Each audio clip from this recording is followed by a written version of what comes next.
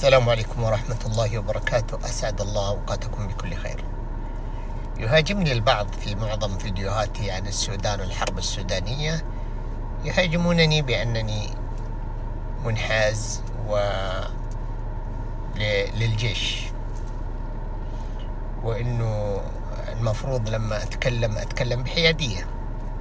يا أخي أنت تتكلم بحيادية عندما تتكلم عن دولتين يعني مختلفة، لكن أنت تتكلم هنا عن تمرد عسكري يواجه جيش نظامي. هذا التمرد أبدا انحياز فيه أنا أعتبره يعني الانحياز للجيش النظامي أعتبره واجب ديني ووطني.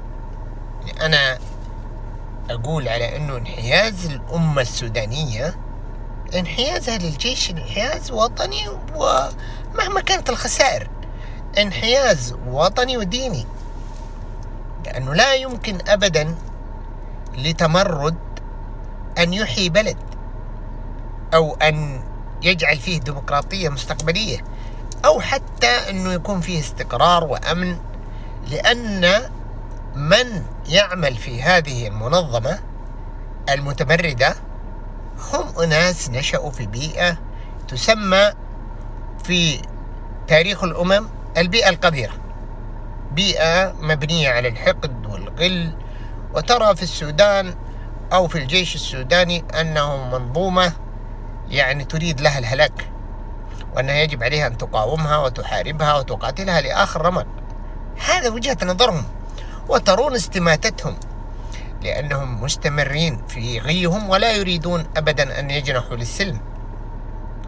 عندهم مخططات وعندهم استراتيجيات وعندهم دعم يعني خارجي، وعندهم أفكار سوف تؤدي إلى تدمير البلد.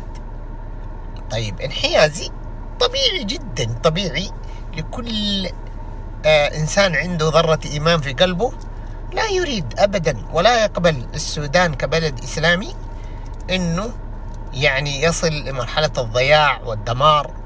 ومن المتضرر الشعب السوداني. لذلك احنا والله ندعو الله سبحانه وتعالى أن يجنح الجميع للسلم، وأن يحل السلام في السودان. طبعا لا يمكن أبدا أن تعود المياه لمجاريها أو الأمور لطبيعتها الأولى، أو أنه يمكن للجيش أن يقبل بحميدتي كجزء من المنظومة مستقبلا. هذا مستحيل، لكن المنتمين له ممكن جدا ينضمون للجيش.